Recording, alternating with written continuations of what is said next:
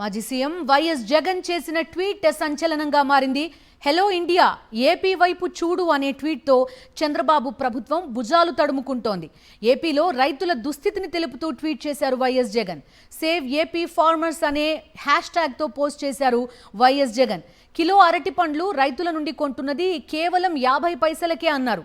ఒక అగ్గిపెట్టే, ఒక బిస్కెట్ కంటే కూడా అరటి పండ్లు చౌకగా దొరుకుతున్నాయని సోషల్ మీడియాలో పెట్టిన పోస్ట్లో ఆవేదన వ్యక్తం చేశారు.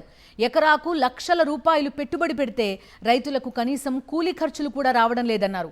కిలో అరటి పండ్లు 50 పైసలైతే ఇక పండించిన రైతులకు విలువ ఎంత అంటూ ఆవేదన వ్యక్తం చేశారు వైఎస్ జగన్.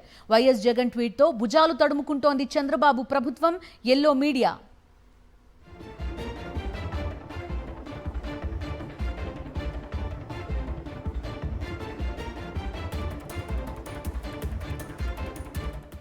మాజీ సీఎం వైఎస్ జగన్ చేసిన ట్వీట్ చూస్తున్నాం. ఎక్కడా కూడా ఏ పంటకి కూడా గిట్టుబాటు దొరకని పరిస్థితి నెలకొంది. దాన్నే ఆయన తన పోస్ట్లో ఎత్తి చూపారు. హలో ఇండియా, ఏపీ వైపు చూడు అనే ట్వీట్తో చంద్రబాబు ప్రభుత్వం భుజాలు తడుముకుంటోంది. ఇప్పుడు ఏపీలో రైతుల దుస్థితిని తెలుపుతూ ఈ ట్వీట్ చేశారు YS Jagan. Save AP farmers అనే హ్యాష్ ట్యాగ్తో పోస్ట్ చేశారు వైఎస్ జగన్. కిలో అరటి పండ్లు రైతుల నుండి కొంటున్నది కేవలం 50 పైసలకే అని తెలిపారు. ఒక అగ్గిపెట్టే, ఒక బిస్కెట్ కూడా అరటి పండ్లు చౌకగా దొరుకుతున్నాయని సోషల్ మీడియాలో పెట్టిన పోస్ట్లో ఆవేదన వ్యక్తం చేశారు. ఎకరాకు ₹1,00,000 పెట్టుబడి పెడితే రైతులకు కూలీ ఖర్చులు కూడా రావడం లేదన్నారు. కిలో అరటి పండ్లు 50 పైసలైతే ఇక పండించిన రైతు విలువ ఎంత అంటూ ఈ పోస్ట్లో ఆవేదన వ్యక్తం చేశారు వైఎస్ జగన్.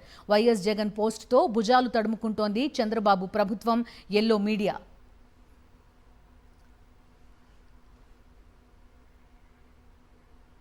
మా కరెస్పాండెంట్ రవీందర్ మనతో జాయిన్ అవుతున్నారు, పూర్తి వివరాలు అందిస్తారు. రవీందర్, చెప్పండి, వైఎస్ జగన్ పోస్ట్ లక్షల మంది రైతుల మనసులో ఉన్న అభిప్రాయం ఇదంతా కూడా, దాన్నే ఈ ట్వీట్ రూపంలో ఆయన ప్రతిబింబించి అందరికీ తెలిసేలాగా పోస్ట్ చేశారు. పార్లమెంట్ సమావేశాలు ఓవైపు జరుగుతున్నాయి.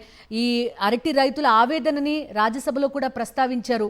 సో గిట్టుబాటు దక్కుతుందా లేదా అనేది రైతుల ఆవేదనగా కనబడుతోంది మనకి.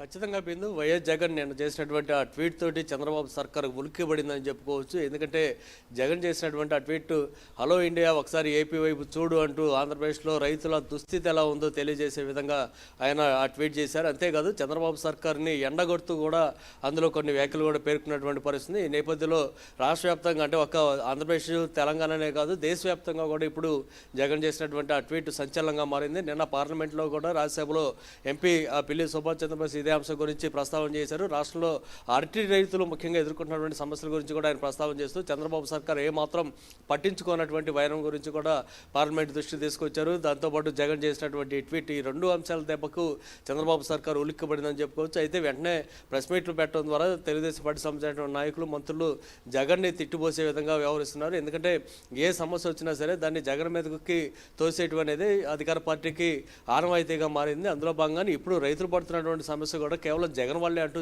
నిన్న మంత్రి అచ్చెన్నాయుడు మాట్లాడినటువంటి వ్యాఖ్యలు చూసిన తర్వాత ఆంధ్రప్రదేశ్లో రైతాంగం తీవ్రంగా మండిపడుతున్నటువంటి పరిస్థితి. నిజానికి వారం రోజుల పాటు రైతన్న మీకోసం అంటూ చంద్రబాబు ఇప్పటికే ఒక కార్యక్రమాన్ని కూడా ప్రారంభించారు. ఆ కార్యక్రమం సందర్భంగా ఎమ్మెల్యేలు కానీ మంత్రులు అందరూ కూడా ప్రతి రైతు దగ్గరికి వెళ్ళి ప్రభుత్వం వైపు నుంచి రైతాంగానికి చేస్తున్నటువంటి సేవల గురించి తెలియజెప్పాలనేది ఆ కార్యక్రమం ఉద్దేశం. ఆ కార్యక్రమంలో చంద్రబాబు కూడా ఎక్కడో చోట పాల్గొంటానంటూ తొలి రోజే ప్రకటన కూడా చేశారు. కానీ ఇంతవరకు చంద్రబాబు ఎక్కడ పాల్గొనలేదు. ఆయన పార్టీకి సంబంధించినటువంటి మంత్రులు కానీ ఎమ్మెల్యేలు కూడా ఏ ఒక్కరు కూడా రైతుల ముందుకు వెళ్తున్నటువంటి దాఖలాలే కనపడలేదు. కారణం ఏంటంటే తెలుస్తుందే, ఖచ్చితంగా ఏ పంట సంబంధించినటువంటి రైతు అయినా సరే వీరు కనిపిస్తే వారిని నిలదీయడానికి సిద్ధంగా ఉన్నట్టు స్పష్టం అవుతుంది. ఎందుకంటే ఇప్పుడు అరటి రైతులను చూస్తున్నాం. గతంలో జగన్ హయాంలో టన్ను 25,000 రూపాయల వరకు పలికినటువంటి పరిస్థితి. కానీ ఈ రోజు చూస్తే కిలో ₹10 కూడా కొనేటువంటి పరిస్థితి లేదు. రాష్ట్రంలో ఒక బిస్కెట్ కొన్నా లేదంటే అగ్గిపెట్టు కొన్నా కూడా అంతకంటే తక్కువకే ఇప్పుడు అరటి పళ్ళు కిలో వస్తున్నటువంటి పరిస్థితిని చూసిన తర్వాత ఇక ఏంటి రైతులు బతికేది ఎలా అంటూ ఆయన ఆందోళన వ్యక్తం చేసినటువంటి పరిస్థితి. విచిత్రం ఏంటంటే విజయవాడలో ఇవే అరటి పళ్ళు కిలో ₹60 నుంచి ₹70 విక్రయిస్తున్నారు. అంటే రైతు దగ్గరేమో కేవలం 50 పైసల కంటే తక్కువ కొని ఇక్కడ మాత్రం 60 రూపాయల నుంచి 70 రూపాయలకి అమ్ముతున్నారంటే పూర్తిగా దళారుల రాజ్యంగా ఆంధ్రప్రదేశ్ కొనసాగుతుందనేది చాలా స్పష్టంగా అర్థమవుతుంది. ఇంత జరుగుతున్నా సరే చంద్రబాబు సర్కార్ కనీసం ఒక సమీక్ష సమావేశాన్ని ఏర్పాటు చేయడం కానీ రైతులను ఆదుకునేటువంటి కార్యక్రమాలు చేయడం కానీ ఏమీ చేయట్లేదు. ప్రెస్ మీట్లు పెట్టి జగన్ని తిట్టిపోయడం, దూషించడం, వ్యక్తిగత హన్నానికి పాల్పడే విధంగా చేస్తున్నారు తప్ప కనీసం ప్రభుత్వ పరంగా రైతాంగాన్ని కాపాడేందుకు ఎలాంటి చర్యలు తీసుకుంటున్నారు అనేది మాత్రం చెప్పినటువంటి దాఖలాలు. ఇటీవల మనం చూసాం మోంతా తుఫాను కారణంగా ధాన్యం పూర్తి స్థాయిలో ఇబ్బందికి గురయ్యారు. ఆ రైతులందరూ కూడా తడిసిన ధాన్యాన్ని కొనుగోలు చేసిన పరిస్థితి లేదు. ఈ క్రాప్ విధానాన్ని అయితే ఎప్పుడో ఎత్తిపారేశారు. ఉచిత పంటల బీమా పథకం అనేది రాష్ట్రంలో లేకుండా చేసినటువంటి పరిస్థితి. సో వీటన్నిటి నేపథ్యంలో ధాన్యం రైతులు పెద్ద ఎత్తున ఆందోళన చేశారు. వైఎస్ఆర్ కాంగ్రెస్ రవీందర్ అయితే చెయ్యాలి అనుకుంటే, గిట్టుబాటు తీసుకురావాలనుకుంటే పెద్ద కష్టం కాదు. శైలజనాథ్ లాంటి వాళ్ళు చెప్పినట్టు ప్రభుత్వం కొని ఏ సంక్షేమ హాస్టల్లోనో ఇచ్చున్నా కూడా వాళ్ళు తినే పరిస్థితి ఉండేది.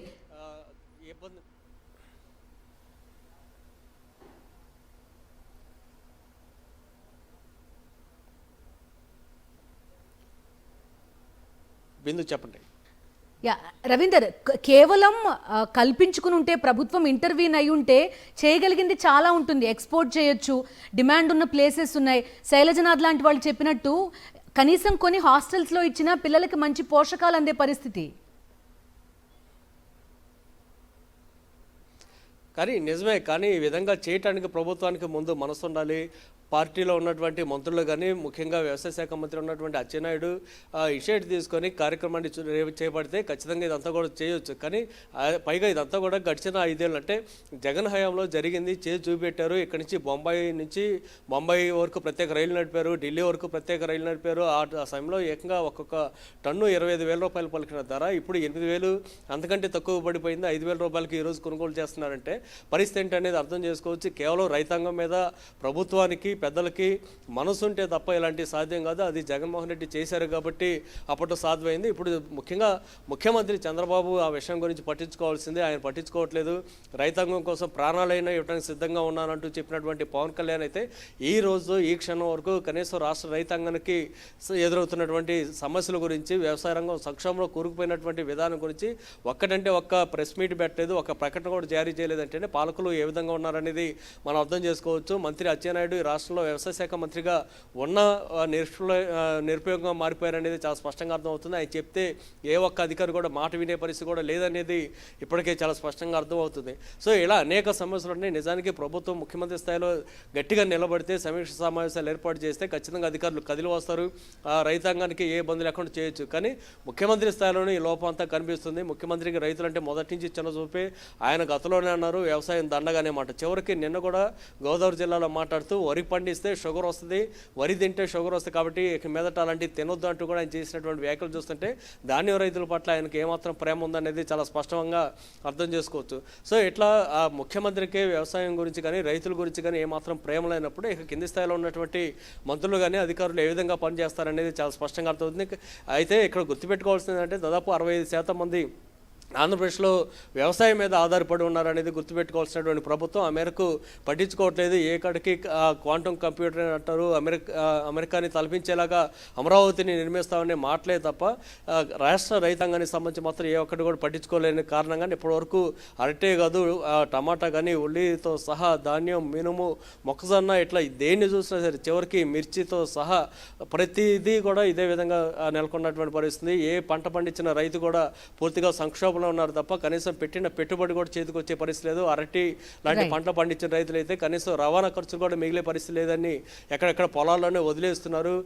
మేకలు ఇతర జంతువులకు వాటిని ఆహారంగా వదిలేస్తున్నటువంటి పరిస్థితి కనిపిస్తుంది. కనీసం మీరు అన్నట్టు వాటిని హాస్టల్ లాంటి వాటికి తరలించి అక్కడ విద్యార్థులకు ఫ్రీగా ఇచ్చేందుకైనా ప్రభుత్వం ముందుకు వస్తుందంటే అది కూడా చేయటం లేదు. సో ఈ నేపథ్యంలోనే రాష్ట్ర రైతాంగం పూర్తి స్థాయిలో ఇబ్బందులు ఎదుర్కొంటున్నారు. అందులో భాగంగానే YS Jagan hello India AP వైపు ఒకసారి చూడండి, ఇక్కడ రైతులు పడుతున్నటువంటి అవస్థలతో పాటు చంద్రబాబు సర్కార్ పట్టించుకున్నటువంటి వైనాన్ని కూడా చూడండి అంటూ ఆయన చేసినటువంటి ట్వీట్ ఇప్పుడు దేశవ్యాప్తంగా సంచలనం రేపుతోంది. ఓకే.